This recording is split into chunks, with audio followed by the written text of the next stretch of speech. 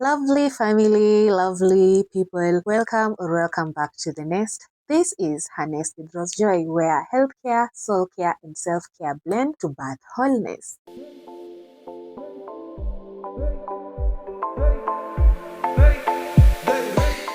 First and foremost, I really love how our previous episode came through for people. I just realized that many of you came back and told me how relatable that video was to you. And in case you have not yet watched, kindly go back and watch the previous episode. It's under the soul care playlist. I love the fact that it related to some of you and you found your way through the situation. That is why Her Nest is actually here. It's supposed to be this cozy, nice, beautiful nest where children of God just come, get nourished on a physical level, on a personal level, and on a soul care level. It's just a confirmation that this channel is doing what it's supposed to. I believe that anytime you come across my video, anytime you come across any content that I post, it's supposed to change you in some way. It's either supposed to help you out, it's supposed to give you new information, it's supposed to change you in a certain way, and it's also supposed to make you closer to yourself, closer to God. And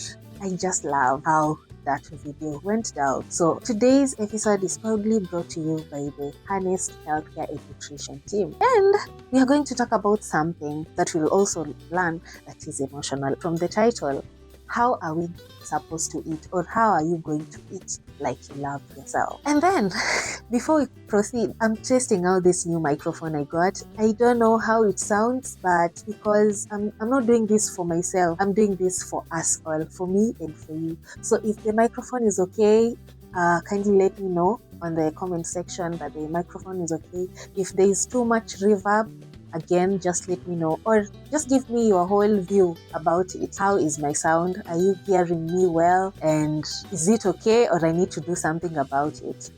Comparing it to other episodes where I've not been using a microphone. Now, Madam Nutritionist here is coming to tell us how to eat like we love ourselves. By the way, the fact that I'm a nutritionist doesn't mean that I get matters food 100%. Like, I know what to eat 100%.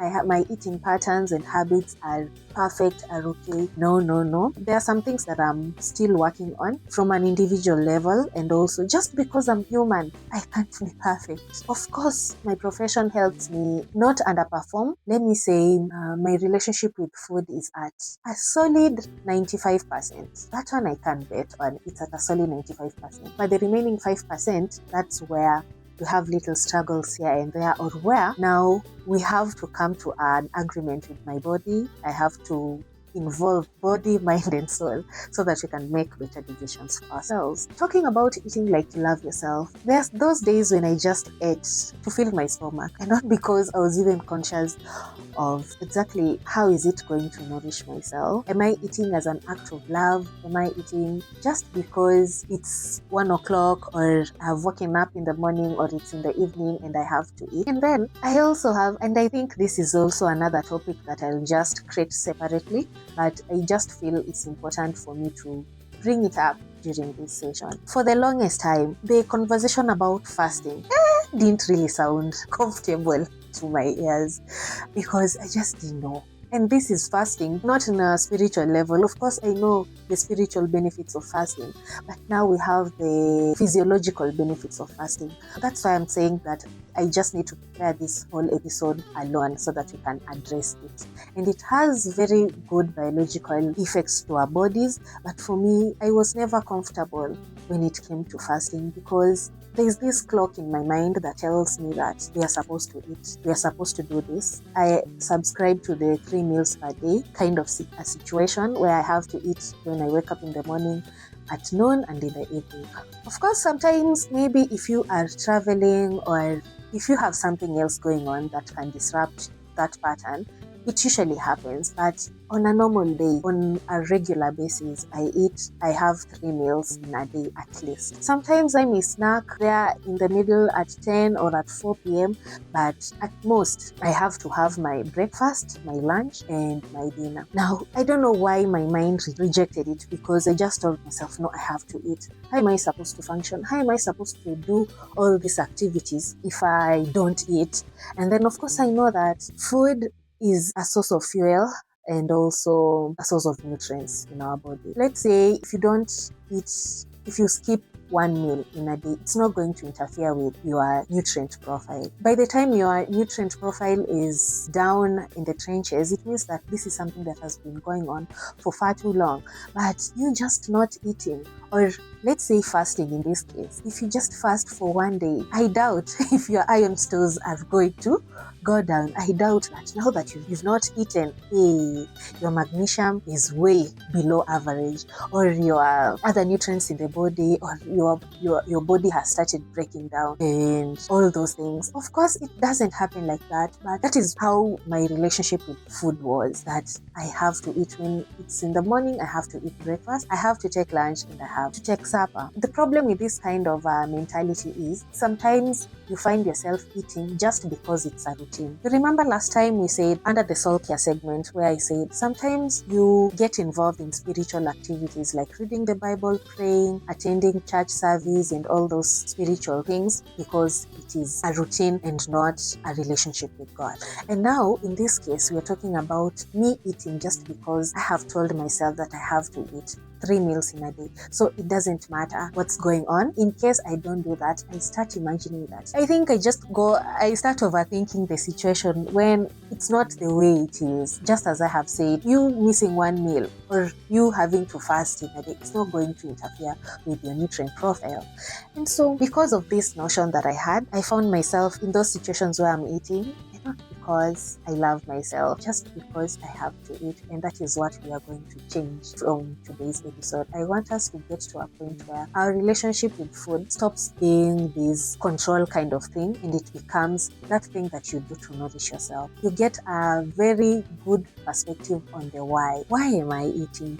And then you'll also realize that because you're conscious of why you are even eating or why you are nourishing your body, you'll also know that now that I'm conscious about taking care of my body, making sure that I nourish my body because it needs nutrients, it needs different minerals, vitamins, carbohydrates, proteins, so that it can go and perform those different activities in the body. You'll also know, because I want my body to be nourished, then I have to feed it good things. Instead of me just coming and shouting at you and telling you how you need to watch your fat content and telling you how sugar is bad and telling you how all these crazy things, or in short, just being highly restrictive when it comes to food, you will come to understand that no, there's nothing restrictive about food. If you understand what my body needs, you'll also know what to feed it. And you'll also understand that I'm doing this so that I can nourish my body, I can give it what it needs and not just anything that's out there. I want us to get to a point where you have a relationship with food. There's some people who,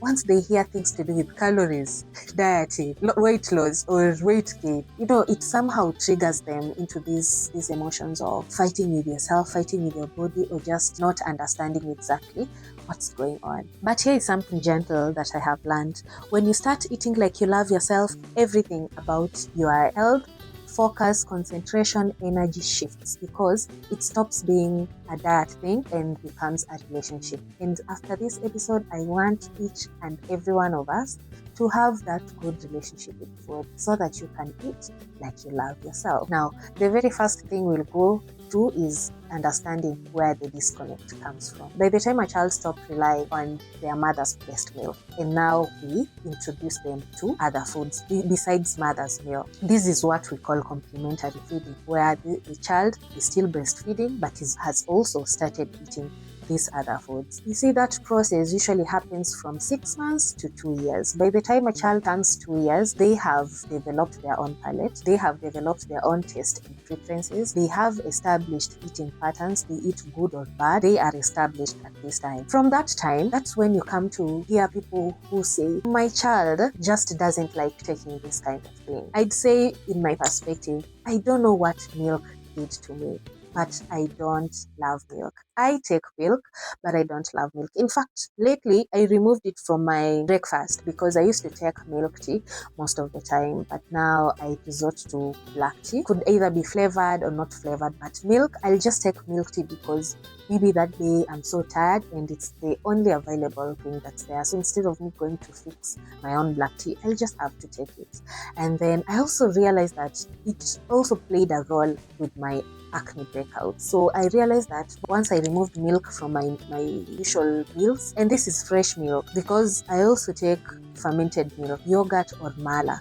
But of course, I don't do that more often. So I'm not even allergic to milk. But my mom told me that even as a child, I never used to love milk. I used to struggle. Now, I may not really know what happened between me and milk during that time, but of course, it has to be something that happened during that time. In such a situation, you will find that you started developing a liking or a dislike of food because of how this complementary feeding process is taken through by your parents. And this is also a special segment that I'll just do where we'll be addressing, I think, on a playlist where it will be a special dedication to parents and caregivers who are introducing foods to their children, because I know not everyone knows how to carry through this process. Many people have a complicated relationship with food, just like myself. And now, when you grow up listening to messages like, you are too big, you're too small, you need to lose weight, or stop eating that, why are you eating this? Somewhere along the line, food became more of a control and not care, because you just came to realize when it comes to food, there is do not and do.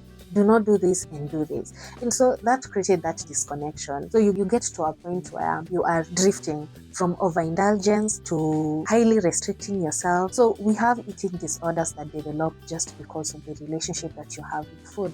We have anorexia. When you become anorexic, this means that you don't want food into your body because you feel like it's going to make you gain weight, or it's going to make you fat, or it's going to interfere with your body image and all that. So you make sure that you highly restrict yourself food so that you don't end up gaining weight, or you don't end up interfering with your body image and all that. And for those who are bulimic, that is bulimia, you will eat, but then something will tell you that maybe you've eaten more than what you're supposed to eat, or you went overboard or something. So you have to go and purge yourself until everything comes out. And so this is what happens when our relationship with food becomes distorted. You see where the disconnection happens. There were some things that you were told, there are some things that you conceptualized and you internalized in your head. And so at the end of the day, there are these voices in your head that are telling you about things to do with your weight, voices that are telling you about what food is good, what food is bad. And it's not on the basis of good nutrition for yourself. It's just on the basis of you having that weird or that crazy relationship with food. Or some of these things are not even backed up by evidence, or you just had. And I think sometimes it's even the society around us that contributes or pushes people to do this thing, because if you are body shamed because of being overweight, of course you're going to associate it with food. Or if you're body shamed because of being underweight, these are some of those things that are brought by the society and the people who are close to us, which contributes to us having distorted relationships with our foods. So this brings us on to our second part of the video, and this is now, what does it mean to eat like loving yourself? The very first thing I want you to understand is that we're going to redefine why are we eating. We're going to redefine nutrition in our own terms and in a way that nourishes us and doesn't control us. That at the end of the day, we are eating because we want to nourish our bodies. We love ourselves so much that we know there are so many things that we need to do. For instance, you working on your goals, you reaching your goals, and just performing your normal duties calls forth that you have a healthy body. You need to be healthy, you need to be strong, you need to be energetic, you need to be sharp so that you can do your tasks well. Now, this is the reason as to why we eat. This is the reason as to why we have good nutrition for ourselves. For instance, we need energy-giving food so that we don't crash during the day when we are taking care of a few things here and there. You need proteins. Proteins are there to build your body. You need muscles to grow hair, to grow healthy nails. Having good skin. That is all that protein does to your body. So because we want our bodies to develop well and effectively, we are going to give them proteins. For vitamins and minerals, all those internal activities that the body has to go through to make you remain alive. Those are the things that will now necessitate you to go and have variety of vegetables, variety of fruits, foods that are fortified with vitamins and minerals, so that At the end of the day, I want this body to host me until the day our Lord and Savior, Jesus Christ, will call us home. But before that, we want to be healthy, we want to be strong, we want to be the best versions of ourselves. Now, when you eat from a point of love, your body will also start responding in a different way. That is, your energy stabilizes, your skin starts to glow. You wake up in the morning feeling energized. You go through the day knowing without having those energy crashes. Your body, you are able to concentrate. Yeah, concentration, performance, and being alert in general because of the brain activity. It's also at par because we've started nurturing ourselves. We've started eating like we love ourselves. You see how good just eating or changing your relationship with food will translate into you just having better experiences in life, you just having a good day. Sometimes having a good day may not necessarily be tied to you making money or you doing a certain thing or a certain activity. It may just mean your body acting well. Haikusumbui. You just feel so nice during the day just because you ate the right foods for yourself. Imagine how that feels like. That is the goal that I want all of us to have when it comes to food. That once I've eaten this food, I'm going to feel refreshed. I'm going to feel energized. I am nurturing and nourishing my body. So everything else is going to follow suit. Now that we've all know that I want to eat like I love myself, what are these things that I need to do so that I can actually live this out? So the very first thing you're going to do is you're going to choose foods that love us back. And you may ask yourself, Joy, how do I know that this food loves me back? You have an internal body alarm. How many times have you ever eaten food and immediately that food dropped in your stomach? It's just how your stomach behaved. Maybe it rumbled or all of a sudden you felt emaciated about it. That is a clue. How many times have you ever taken a food?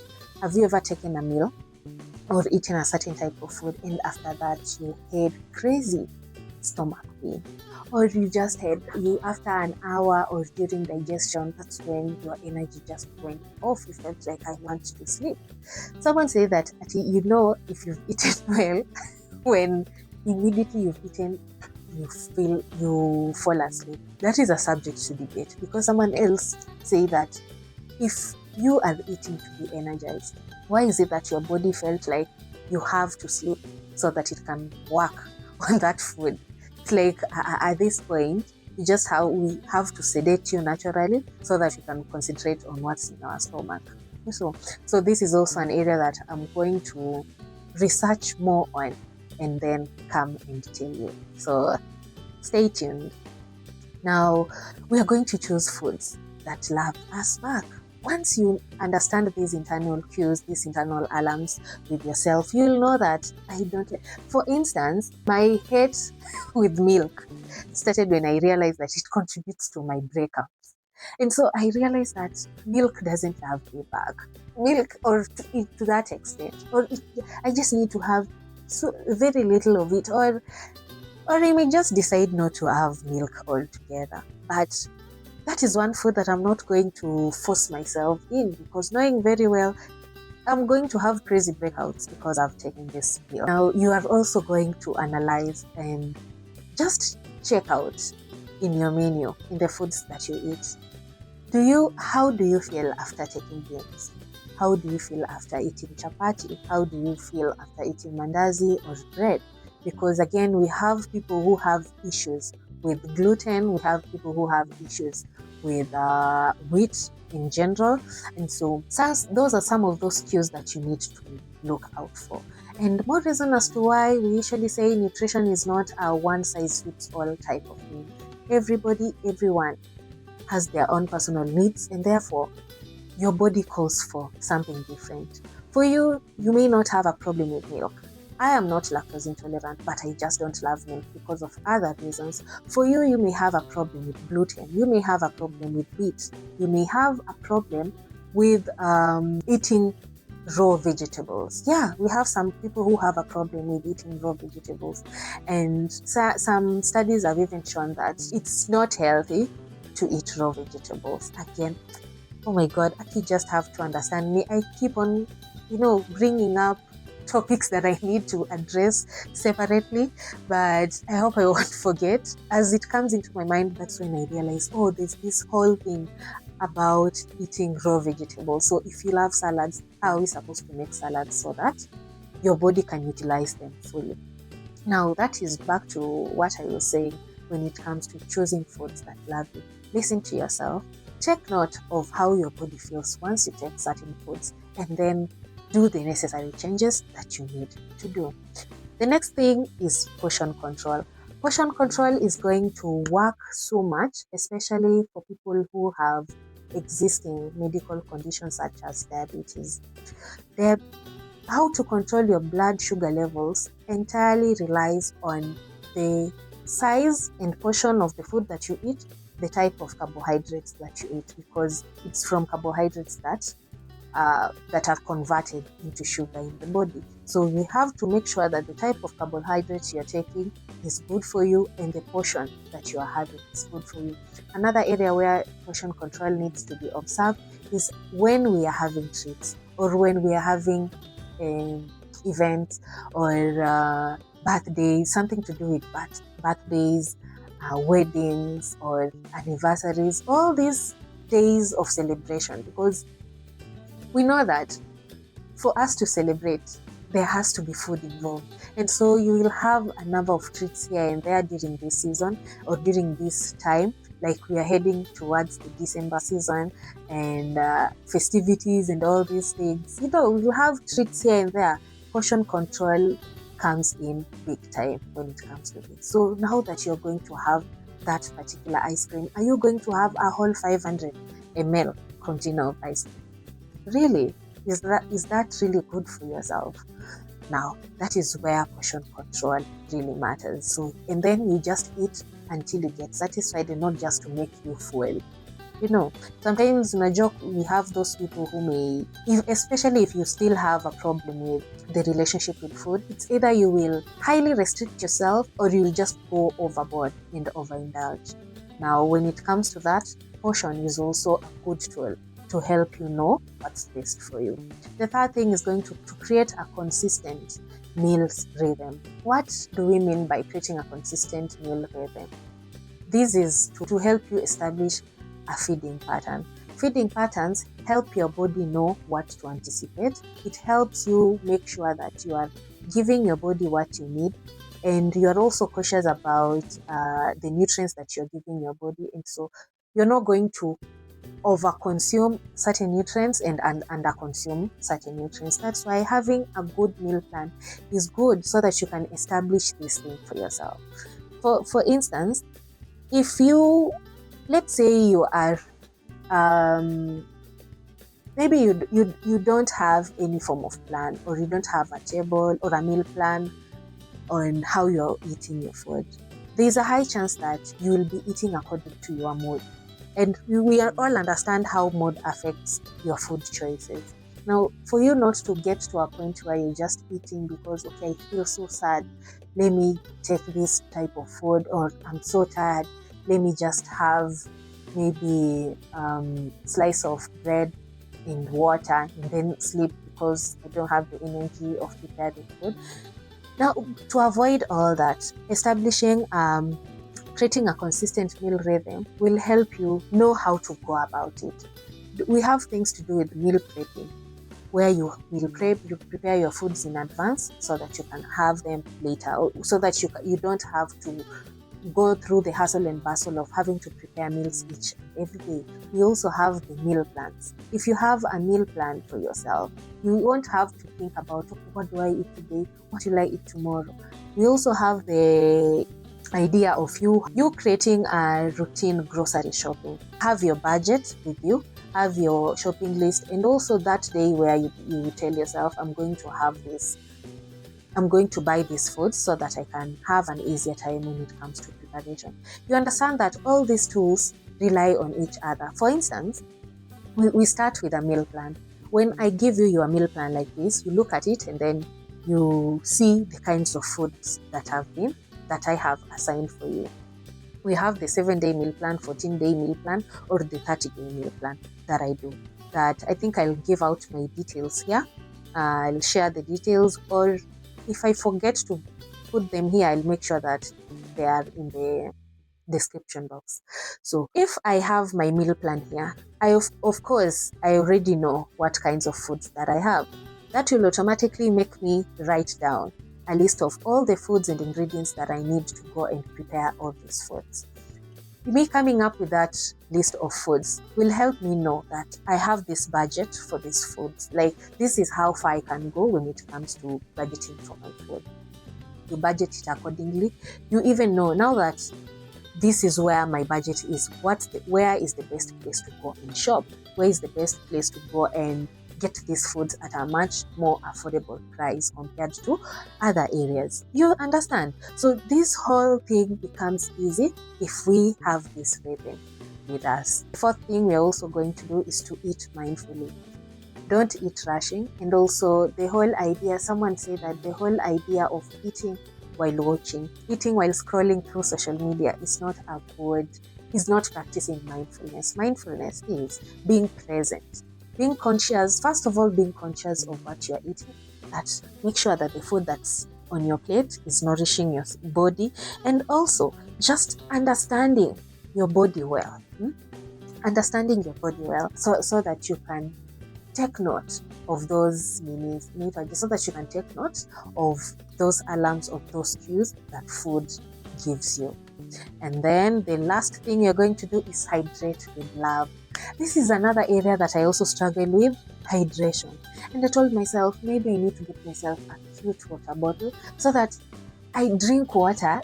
Just seeing that beautiful bottle will make me drink water, because I just forget. I don't know why I forget. Of course, once I've eaten, I'll remember to take water after that. But just drinking throughout the day, that is an area that I struggle with. I have to remind myself, and if I have so much going on, water is that nutrient or that thing that will suffer. I'll just remember at the end of the day that today, like, my water consumption has been low. Now, this is also an area that you may equally be struggling with. Now that we know that we want to eat like we love ourselves, we're also going to hydrate. Hydration is that thing that weaves up the whole thing. You may have all the right nutrients, you may be eating in the right portions, but if you are dehydrated, your cells will equally be dehydrated. They won't have that ability to take in nutrients the way they are supposed to. So hydration. That is one area that we need to work with. And then lastly, number 6 is understand your triggers. Most people who know their triggers are probably suffering from gastrointestinal issues, like issues to do with your GI. If maybe you have ulcers, peptic ulcers disease, those people are very conscious of their triggers, because that is something that will just trigger you instantly once you've eaten something that irritates your stomach. For those people who are lactose intolerant is also another thing, the bloating and all that will happen. Now, this is just to mention a few. We have all these other triggers. Sometimes you can eat food. Back to what I was telling you. Milk triggers acne for me. So I realized that when it comes to milk, that's not one of my best friends because of what it triggers in my system. So if you also come to realize that there are certain foods that trigger certain responses and reactions from your body, zieke tu kando, put them aside, and then focus entirely on foods that nourish yourself. After all has been said and done, I want you to treat every meal as an act of self-kindness, as an act of love. Those of us, team self-love, we are going to include meals, we are going to include our nutrition as part of our self-love. We are going to make sure that every meal that we take is a reflection of how we love ourselves. So let it be a ritual of peace, a ritual of love, and not just performance. And for those who have a problem, or those who may need Sometimes your relationship with food may be so distorted that you need the help of a counselor, the help of a psychologist. For instance, I may come and guide you through the best approach you need to take when it comes to taking certain foods or the best habits. But if this thing is tied to your emotional self, your emotional well-being, the reasons that may have caused you to develop that relationship with food, they may be deep. Now, this is what will call for you to engage with a psychologist, with a counselor who will help you walk through that thing, because at that point, food becomes a way of expressing this problem in you. It's not because there's a problem with food. Food just highlights this internal turmoil that we have, of which I'd recommend that if you are in such a state, it's good for you to go and talk to a counselor first. If this is trauma we are dealing with, if this is depression you're dealing with, if this is anxiety or any psychological issues or problems that you may be dealing with, I'd recommend that we first understand the root cause of all this, and then food will come in later, because at the end of the day, you have to be well. You have to be okay on a mental level, on an emotional level, for you to even care about what's coming. So that is all that we have for today. And eat gently, eat with love. And food is not an enemy, and we can always start from where we are at. Nobody has gone too far that you can't be helped out. There's always a way out for each and everyone. So if this again spoke to yourself, give it a like, comment, and share it to other people who may not be part of this team, and encourage them to also subscribe. So until next time, goodbye.